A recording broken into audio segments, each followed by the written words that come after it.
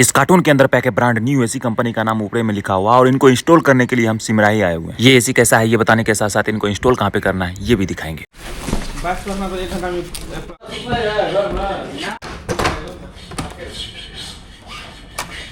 Cooling coil इनका blue fins में है जो कि बढ़िया ही है। इस एसी के अंदर यहाँ वाईफाई डिवाइस लगा हुआ है। मोबाइल के अंदर ऐप डाउनलोड करके मोबाइल के थ्रू भी इस एसी को ऑपरेट कर सकते हैं। अभी के अनुसार बजट के हिसाब से इस एसी का बिल्ड क्वालिटी तो ठीक ही है, लेकिन ओल्ड एसी के बिल्ड क्वालिटी में और इसमें बहुत अंतर है। अब आइए वो जगह दिखाते हैं जहाँ पर एसी लगाना है हमको। इसी रूम के अंदर एसी लगेगा और सामने में लगेगा। तो हमको तो पहले बोल रहे थे भैया कि ये फॉल सीलिंग है, उसके नीचे देखिए अंदर की तरफ जगह गया हुआ है उसमें एसी लगाने के लिए।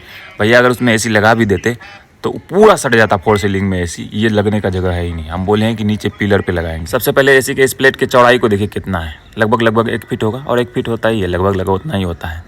तो अब जिस पिलर पे हम लगाने की बात कर रहे हैं उसके ऊपर देखिए उतना ही है, 1 फीट है, तो वहाँ एसी तो लगेगा ही नहीं, किसी भी हाल में नहीं लगेगा। इसीलिए हम पिलर पे बोले हैं, पिलर पे एकदम परफेक्ट तरीके से एडजस्ट होगा एसी। पिलर पे एसी लगने के बाद पाइप जो ऊपर की तरफ छेद करके हम बाहर निकाल लेंगे और बाहर किधर से पाइप निकलेगा चलिए हम बाहर दिखा भी देते हैं। तो आगे चल करके जो ये हॉल है, ठीक है, ये हॉल टाइप का है। देखिए इस दीवार से छेद होकर के पाइप निकलेगा और उधर सटता हुआ सीढ़ी से ऊपर छत पर चले जाएगा।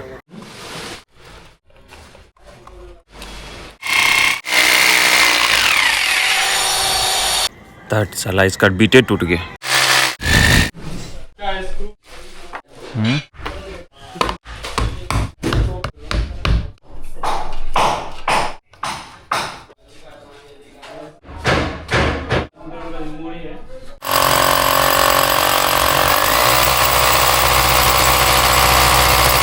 नीचे तो ऊपर वाला टोटल काम कंप्लीट करके अब आ गया आउटडोर के पास। और आउटडोर के अंदर देखिए कंडेंसर कॉइल ब्लू फिंस में लगा हुआ है, लेकिन ये कंडेंसर कॉइल में क्या हो गया, अजीब जैसा लग रहा है। आउटडोर का भी बिल्ड क्वालिटी ठीक ठाक ही है, बढ़िया है। इस एसी के पाइप के साथ भी फ्लेयर बना हुआ नहीं आया, हमको फ्लेयर बनाना पड़ेगा।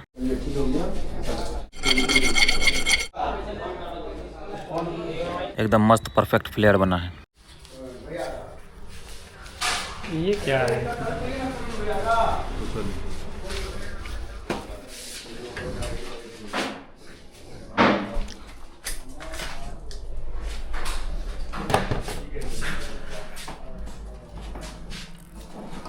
प्लेट के ऊपर यूनिट को रखने के बाद कुछ इस तरह से लग रहा है और बढ़िया ही है। जगह का अभाव है तो क्या ही किया जा सकता है। अंदर नीचे से पाइपिंग करते हुए सीढ़ी के पास ले आए पाइपिंग को, और देखिए कि कितना मुश्किल होता है घुमा घुमा करके पाइप को ले जाने में। हल्का सा भी पाइप के साथ अगर जोर जबरदस्ती होता है तो सीधे पंच हो जाता है, और पंच हुआ तो पूरा मेहनत पे पानी फिर गया। ऐसे ऐसे जगह पर पाइप बेंडर भी नहीं चलता है।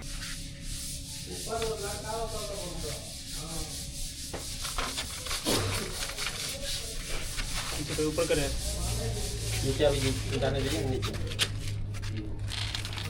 हाँ थोड़ा ऊपर कीजिए, ऊपर कीजिए। हाँ हाँ बताइए। इसमें भी घुसाना ही पड़ेगा। रुक नीचे कर लेते पहले।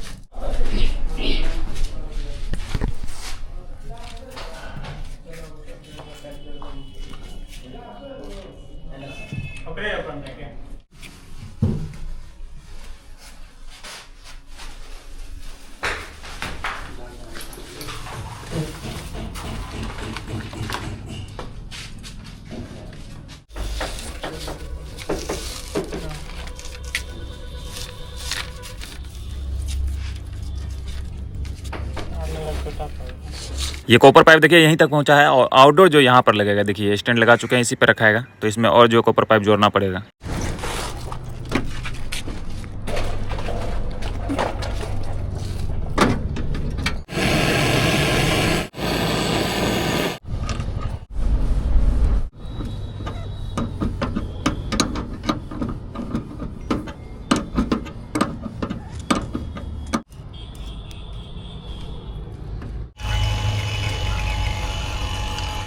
लगभग इंस्टॉलेशन का टोटल काम जो कंप्लीट हो चुका है। अभी लास्ट में इनको वैक्यूम पर लगा दिए, वैक्यूम इसके अंदर हो रहा है। और अब हम चलिए कि इनका पाइपिंग कैसे कैसे किए वो दिखाते हैं आपको। आइए, काफ़ी समय लग गया, लेकिन ये देखिए अभी दिखाते हैं। ये देखिए इंडोर तो ये बीम पे ही लगा दिए, ठीक है।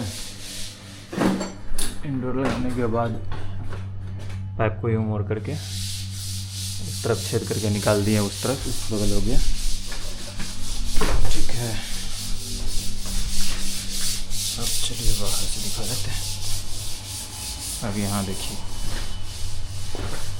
यहाँ से इधर छेद होकर के पाइप इधर आया और इसे ऊपर चले गया। ऊपर जो गया तो ऊपर भी एक बार और दिखा देते हैं। ठीक है, यहाँ से निकला पाइप ऐसे इसमें सट्टा हुआ चले गया उधर, ऐसे निकला।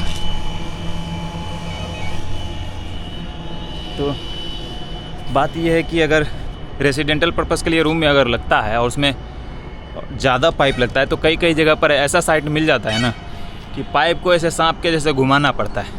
ठीक है, कहीं कहीं पर नया साइट है, नया घर बन रहा है, वहाँ पर पाइपिंग करने में अंडरग्राउंड पाइपिंग हो या ऊपर से ही पाइपिंग करने में आसानी रहता है थोड़ा, कि पाइप बेंडर से बेंड किए, इंसुलेशन टेप कवर चढ़ा करके टेप लपेट करके एकदम फटाफट ठोक दिए।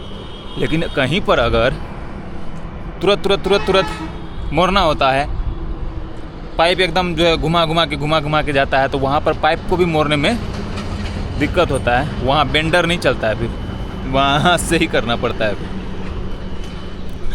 इसीलिए थोड़ा समय लगा यहाँ पर, लेकिन 5/8 का पाइप था, इसीलिए हमको थोड़ा सा आसानी भी रहा, क्योंकि 5/8 का पाइप पतला होता है। सॉरी, 3/8 का पाइप था, माफ़ कीजिएगा, 3/8 का पाइप लगा हुआ था और 3/8 का पाइप जो है पतला होता है, तो वो थोड़ा मुड़ने में भी आसान रहता है ना। हाफ का या 5/8 का रहता है तो वो मोटा रहता है, वो पंच होने का उसमें ज़्यादा चांस रहता है, बिना बेंडर का होता नहीं।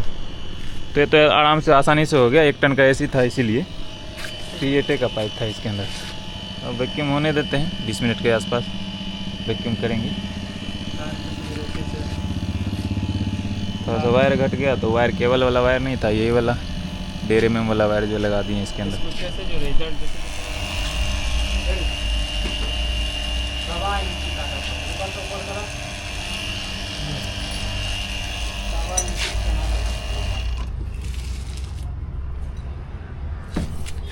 कितना है?